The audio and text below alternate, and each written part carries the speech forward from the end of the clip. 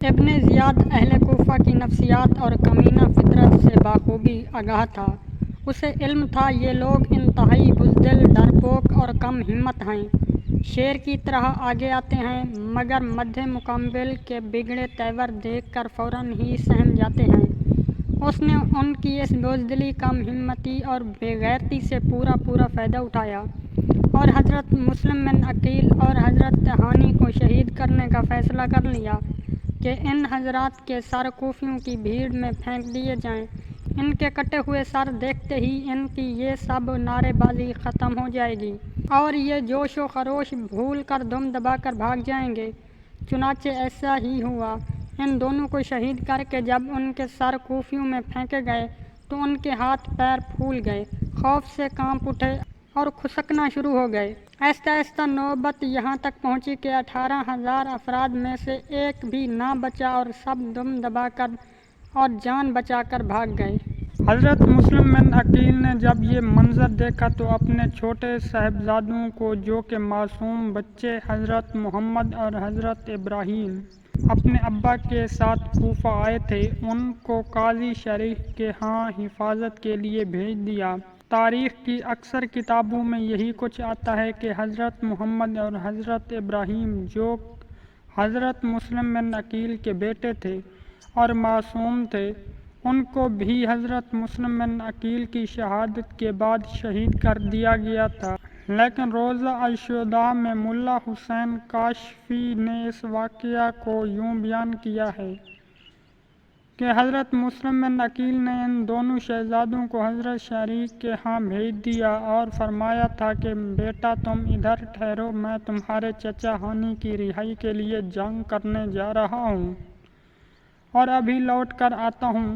وہ دونوں اسی لمحے سے اپنے والد کی واپسی کا انتظار کر رہے تھے۔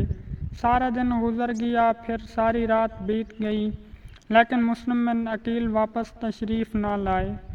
ان معصوم بچوں نے پردیس میں ایک لقمہ تک تناول نہ کیا تھا۔ ایک عجیب پریشانی تھی، مایوسی کی کیفیت تھی۔ نہ پانی پیتے تھے، نہ کھانا کھاتے تھے۔ جناب قاضی شریف پرنم آنکھوں کے ساتھ دست بستہ آتے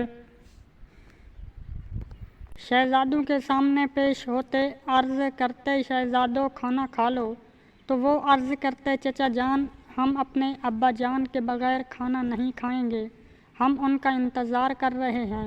اور قاضی شریح ایک آہ بھر کر سر جھکا لیتے، نہ وہ بیان کر سکتے تھے اور نہ ہی وہ چھپا سکتے تھے، پر پرنم آنکھوں کے ساتھ لوٹ جاتے، پھر آ کر عرض کرتے تو پھر وہی جواب ملتا کہ چچا ہم اپنے ابا جان کے بغیر کھانا نہیں کھائیں گے۔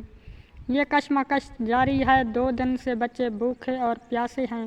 پھر چھوٹا ابراہیم اپنے بڑے بھائی سے کہتا ہے، بھائی جان خدا جانے ابا جان کب آئیں گے، میں مدینہ کی گلیوں کے لیے اداس ہو گیا ہوں، میرا دل چاہتا ہے کہ ہم دوڑ کر واپس مدینے چلے جائیں، اور مدینے کے بچے کہتے ہوں گے کہ ابراہیم ہمیں کوفہ جا کر بھول گیا ہے۔ اس قسم کی معصومانہ گفتگو دونوں بھائی آپس میں کر رہے تھے۔ قاضی شریح اور ان کے گھر والے اس گفتگو کو سن رہے ہیں، ان کا کلیجہ پھٹا جا رہا ہے۔ اسی اثنا میں کوفہ کی گلیوں میں اعلان ہو گیا کہ جو شخص مسلم بن عقیل کے دونوں بیٹوں کو گرفتار کر کے لائے گا، اسے انعام و اکرام سے نوازا جائے گا، اور جو شخص ان دونوں کو اپنے گھر میں پناہ دے گا، اسے سخت سزا دی جائے گی۔ اب قاضی شریح سے رہا نہ گیا، اس لیے ہر طرف جاسوس ان بچوں کی تلاش میں تھے۔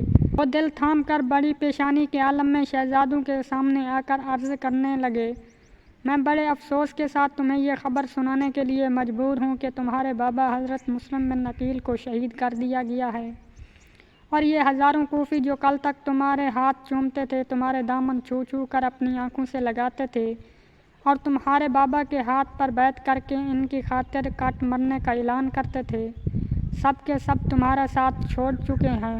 اب سوائے اس کے کوئی چارہ نہیں کہ تم چپکے سے مدینے چلے جاؤ۔